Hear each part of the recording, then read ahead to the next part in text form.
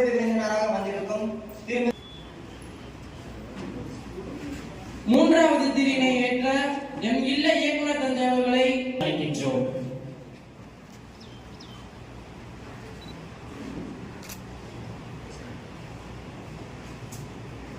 ஏற்ற எமது இல்லத்தின் துணை இயக்குனரான திருமிகு மைக்கேல்ராஜ் அவர்களை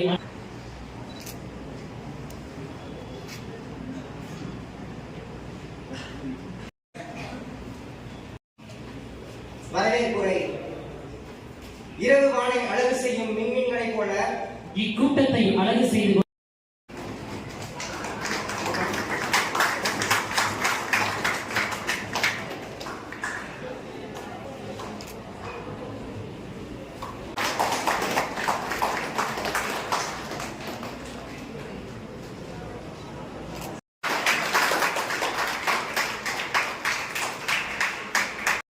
இன்றைய சிறப்பு விருந்தினர் நம்முடைய பள்ளியினுடைய நம்முடைய இல்லத்தினுடைய முன்னாள் மாணவர் கவிஞர் திரு செல்மா பிரியதர்சன் உள்ளிட்ட அத்தனை பேருக்கும் என்னுடைய பாசமான வாழ்த்துக்களும் என்னுடைய மகிழ்ச்சியான வரவேற்போம். இன்று நம்முடைய பிள்ளைகள் மிக உற்சாகமாக மிகவும் அதிகமான ஈடுபாட்டோடு நம்முடைய புனித மரியன்னை இல்லத்தினுடைய 85ஆம் ஆண்டு விழாவை கொண்டாட தொடங்கி இருக்கின்றார்கள். நேற்றிலிருந்து இந்த உற்சாகம் பேரை தொற்றிக் கொண்டது. நேற்று குறைந்தபட்சம் 5 பேராவது என்னிடம் தனிப்பட்ட பேர் வந்து ஃபாதர் நாளைக்கு நீங்க வந்து எங்க இல்ல விழாவுக்கு வந்துடணும் சொல்லிட்டு நான் தனிப்பட்ட பேர்ல கூப்பிடுறேன். அவர் எனக்கு சந்தோஷமா இருந்துச்சு. உண்மையிலேயே நம்ம பிள்ளைங்க எந்த அளவுக்கு எங்கள் மீது பாசமோடு இருக்கிறார்கள் என்பதை என்னால் உணர முடிந்தது. திரும்ப திரும்ப சக்கரசன் வெளியே போயிட்டு கூட வந்து ஃபாதர் நாளைக்கு நீ வந்துடணும் அப்படின்னு மிகுந்த பாசத்தோடும் பாஜையோடும் அவர்களை நான் வாழ்த்துகின்றேன். நண்பர்களே, இன்று இந்த விழாவை 85ஆம் ஆண்டு விழாவை கொண்டாடும் போது ஒரு முக்கியமான செய்தியை நான் உங்களுக்கு சொல்ல விரும்புகின்றேன். அமெரிக்க நாடு உங்களுக்கு தெரியும், வியாபாரத்திற்கும் முன்முயற்சிகளுக்கும் முன்னெடுப்புகளுக்கும் பெயர் பெற்ற நாடு அமெரிக்கா. அந்த அமெரிக்க நாட்டில் ஒரு ஷூ கம்பெனி, ஷூ கம்பெனினா காலனி கம்பெனி இருக்கு. அவங்க ஆப்பிரிக்காவில் போய் ஆப்பிரிக்காவில் ஒரு நாட்டுக்கு போய் தங்களுடைய பிரதிநிதிகள் போய் தங்களுடைய இந்த ஷூ இந்த காலனிக்காக விளம்பரம் செய்யணும் அப்படின்னு சொல்லி அனுப்புறாங்க. போறாங்க, 2-3 பேர் போறாங்க. போயிட்டு வந்து ரொம்ப வாடிய முகத்தோட அவங்க சொல்றாங்க இந்த கம்பெனில, சார் ஆப்பிரிக்காக்காரன் ஒருத்தர் கூட ஷூ போட தெரியல, ஷூ போடுறதே இல்லை, அதனால அங்க போய் என்ன சார் நம்ம ஷூ விற்க முடியும், விளம்பரம் செய்ய முடியும் சொல்றாங்க. உடனே அந்த ஜெனரல் மேனேஜர் துள்ளி குதிச்சு சொன்னாரு, here is a chance, here is an opportunity, இங்க ஒரு வாய்ப்பு இருக்கு. ஆப்பிரிக்காக்காரங்க ஏன் ஷூ போடல, ஷூ போடுறதுடைய காரணிகள், அணிவருடைய அட்வான்டேஜஸ், அதனுடைய அனுகூலங்கள் என்ன அப்படின்னு சொன்னோம்னா நிச்சயமாக நாம நினைக்கிறத விட பல மடங்கு நம்முடைய ஷூக்கள் அங்கே விற்பனை ஆகும் அப்படின்னா. ஆக ஒருத்தர் பார்க்கிறாரே வாய்ப்பு இல்லைன்னு, இன்னொருத்தர் பார்க்கிறாரே அடே அப்பா அவன் ஷூ போடாத வாய்ப்பு தான் நமக்கு என்று பார்க்கின்றார். உண்மையிலே ரொம்ப சந்தோஷமான ஒரு செய்தி தான். கிரீஸ் நாட்டு சொல்லுவாங்க, கிரேக் நாட்டுல ஒரு பெரிய சிலை இருக்கு. அந்த சிலை வந்து எப்படி இருக்குன்னா 2 பக்கம் முகம் இருக்கும். தெற்கு முகம் இருக்கும், வடக்கு பின்னாடி முகம் இருக்கும், முன்னாடி முகம் இருக்கும். அதுக்கு அவருடைய காலம் முன்னாடி இருக்கும், பின்னாடி இருக்கும். இப்படிப்பட்ட ஒரு அதிசயமான ஆழம் நினைச்சு பார்க்க முடியுமா? கற்பனை செய்ய முடியுமா? முடியாதா? முடியல. ஏன் வச்சிருக்காங்க? ஏன் இந்த சிலை, பெரிய சிலை, அந்த சிலைய இந்த மாதிரி முன்னாலும் தெற்கு நோக்கியும் அப்படி இருக்கும், வடக்கு நோக்கி இருக்கும்.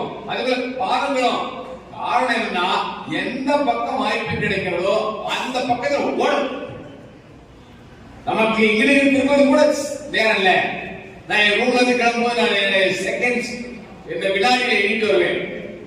நான் இவ்வளவு கிளம்பி கீழே வந்து எத்தனை வினாடிகள் இருக்கு, மேலே போறதுக்கு எத்தனை வினாடிகள் இருக்கு, லிப்ட்ல வந்து எத்தனை வினாடிகள் இருக்கும் அப்படி எண்ணுவேன். காரணம்னா நமக்கு நம்ம ஒரு வினாடியை கூட என்ன செய்யக்கூடாது, வீணடிக்க கூடாது, வீணடிக்க கூடாது.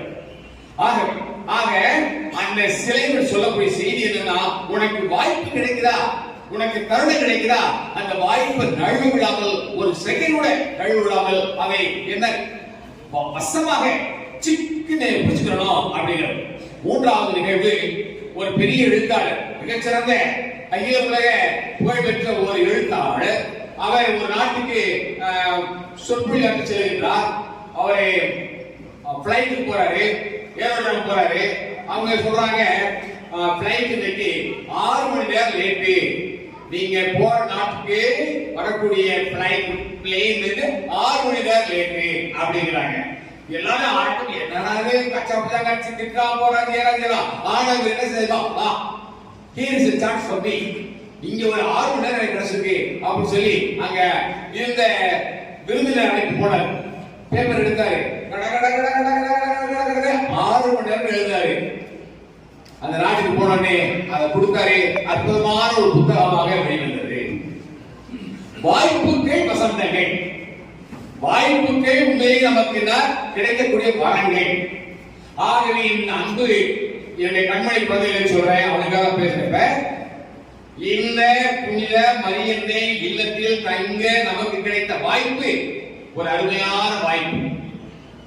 இந்த வாய்ப்பு உங்களுக்கு வசந்தம், இந்த வாய்ப்பு வரங்கள் வாய்க்கா. இப்படி எல்லாரும் நம்முடைய பள்ளியில 1ஆம் வகுப்பு தொடங்கி 12ஆம் வகுப்பு வரை ஏறக்குறைய 5400 மாணவர்கள் பயில்கிறார்கள்.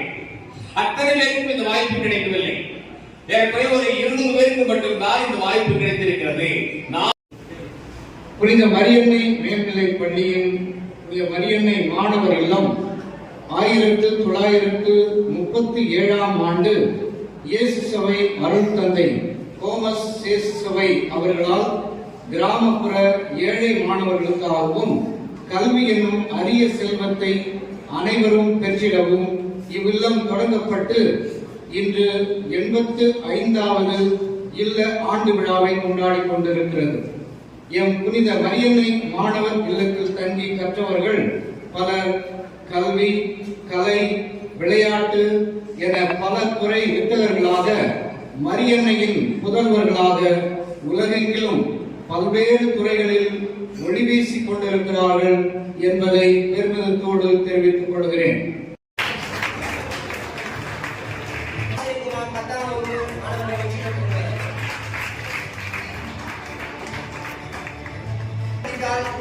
நடைபெற்ற போட்டியில்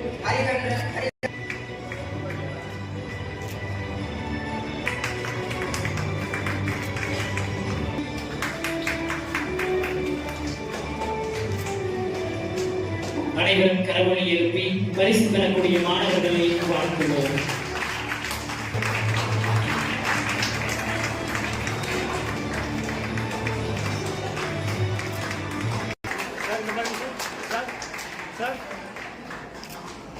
இங்க பாரியா தம்பி, தம்பி இங்க பாரியா.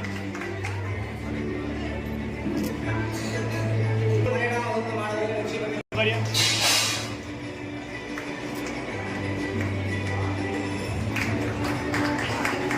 செஸ் போட்டியில் முதல் 3ஆம் பரிசு ரோஸ்வான் துறை.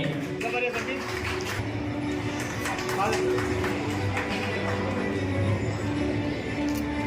குழு போட்டிகளுக்கான முதல்